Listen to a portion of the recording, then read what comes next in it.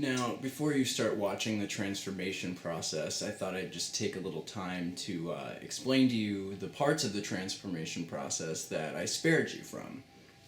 Starting with the 2 hours of shaving all of this. Just all of it. I looked like a hairless cat afterwards, except less agile.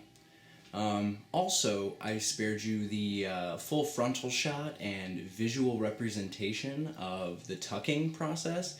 However, not one to be a tease.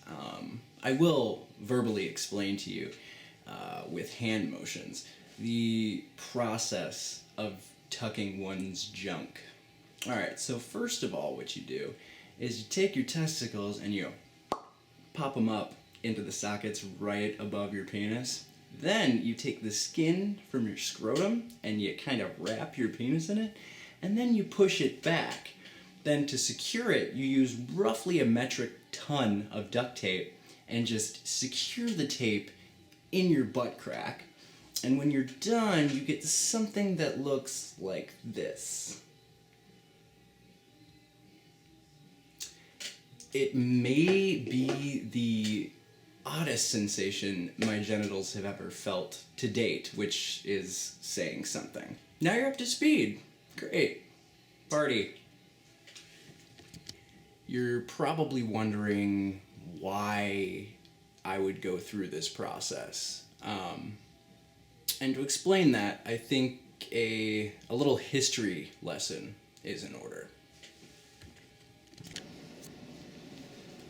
Drag was invented by the Elizabethan theater. The word itself is an abbreviation for dressed as girl, coined by a man that went by the name of Shakespeare. Because at the time, being in the theater was a man's job, and the ladies weren't allowed. Nowadays, men in theater are considered effeminate. Crazy how these things come full circle, isn't it? No, not really. Because like social mores, gender is a social construct. Gender is determined by appearance and behavior that is deemed socially acceptable based on the business between your legs. Most educated people these days understand and embrace the fact that there's masculinity and femininity in everyone, which, sadly, is a relatively new idea to the general public, but something drag queens and genderqueers have been fighting to prove since the beginning of modern society. The Stonewall Riots of 1969 marked the turning point of the queer liberation movement. In 1969, the Stonewall Inn was the only gay bar in New York City that allowed dancing. No, this isn't the plot to Footloose.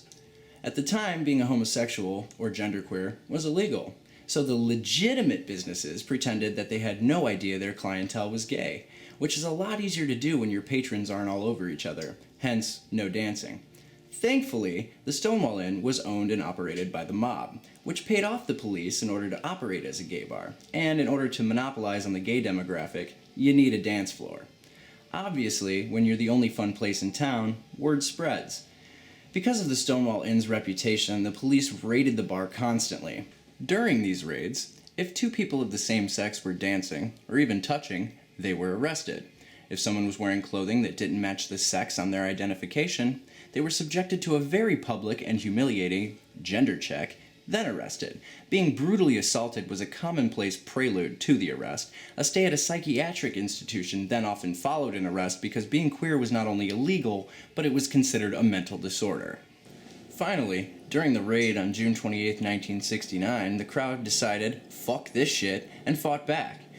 The appropriately dressed, hands to themselves queers, who were kicked out of the bar that night, started throwing coins and shouting things along the lines of, "Did the mob miss a payment?" at the police. The scene got louder and the crowd grew into the hundreds, and the scene quickly escalated.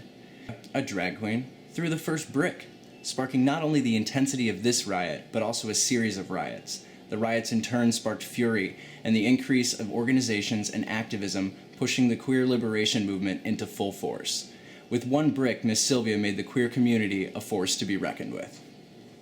Famous drag queens like RuPaul, the Lady Bunny, David Bowie, let's be real here, Divine, and countless others, along with movies and television like The Rocky Horror Picture Show, Hedwig and the Angry Inch, The Birdcage, Tu Wong Fu, Thanks for Everything, Julie Newmar, and most recently, RuPaul's Drag Race, to name a few, have broken drag into the mainstream, giving these gender benders a larger platform to use their humor and talents to bring attention to societal issues regarding the queer community, the reality of gender fluidity, all while inspiring people to be themselves, the same way local drag queens have been doing in bars and nightclubs for decades.